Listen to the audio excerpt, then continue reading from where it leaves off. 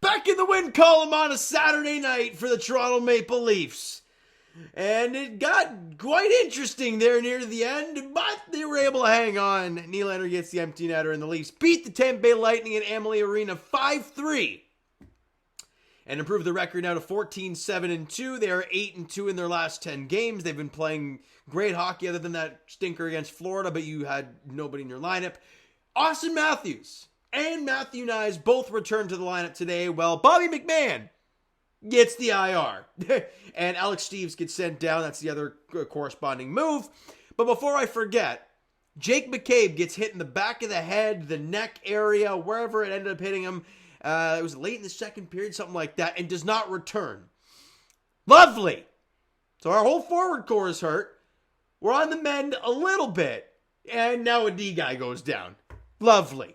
And it's your shutdown D pairing. Great start. But let's break this game down, shall we? First period. A point shot. Right, Austin Matthews gets the puck on the far boards, gives it up to Chris Tanev, who one-timer blasts this thing on, and Matthew Knies, with the gorgeous deflection in front of the net, tips it 5-hole on Andrei Vasilevsky, and the Leafs lead at 1-0, 7-13 in the first period. Knies from Tanev and Matthews, and you're up 1-0. That's the end of the score after one period of play. Shots were 10-7 Lightning in the first period, but the Leafs lead 1-0 in the more important category. Key thing to mention, we talked about it in the last game, it happened. Joe Woll gets the start today. And I hate being biased, but I love him in that net. And boy, he looks good in this game yet again. All right. So you get that lead. Awesome. You go into the second period. Can we talk about the board battle the Leafs won under midway through?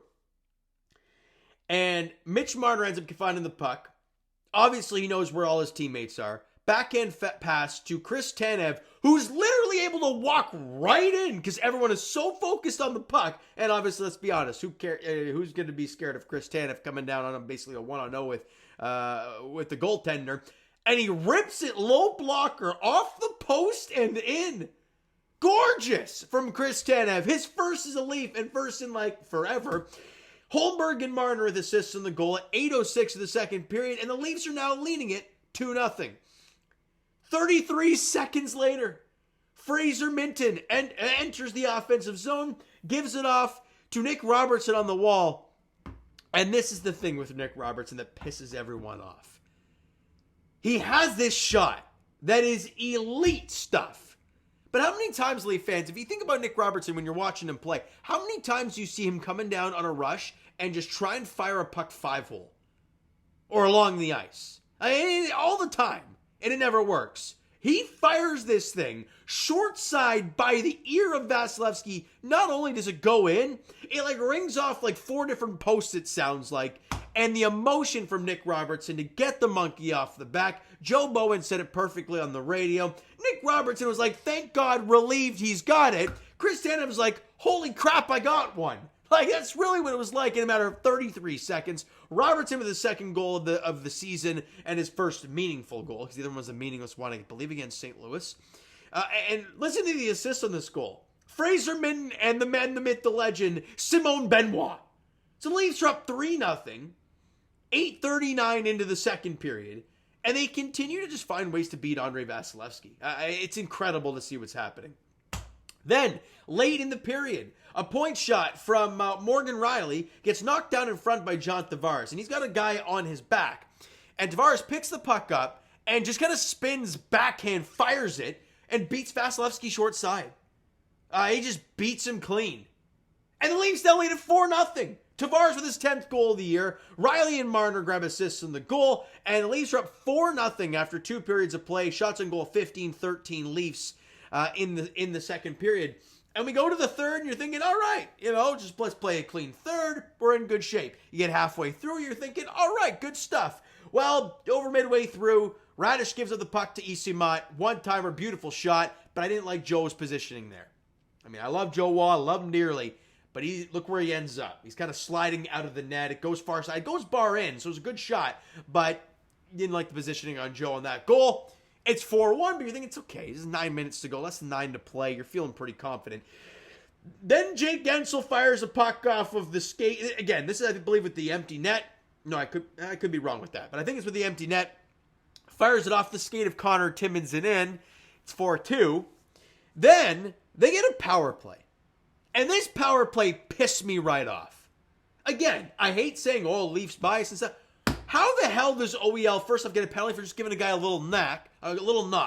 But then the guy that actually gives him a shot and almost knocks him on his rear. That's fine. It's fine.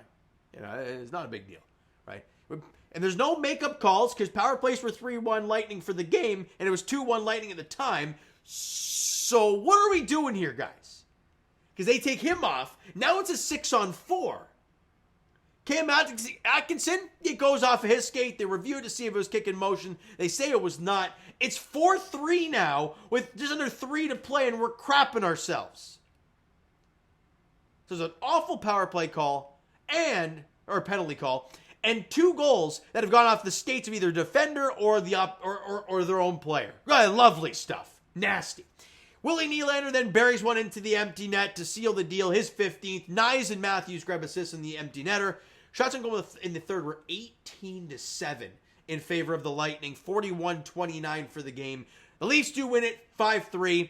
Very sloppy third period. Very sloppy end to this hockey game. They were pretty good through midway through. They were kind of just hanging on. Joe Woll was playing great, but then the wheels fell off near the end with the extra attacker on the ice, and then the power play, 6-on-4. It got pretty ugly. But you found a way to win. You get 2 points, you move on, right? That's what the regular season means to Leafs fans. Get 2 points, you move on to the next one. And to beat a divisional team that you'll probably be fighting with for spotting throughout the regular season, it's important. It is important. So a good win tonight for the boys in blue and white, beating them in regulation. All right, key players tonight. Obviously, Joseph Woll.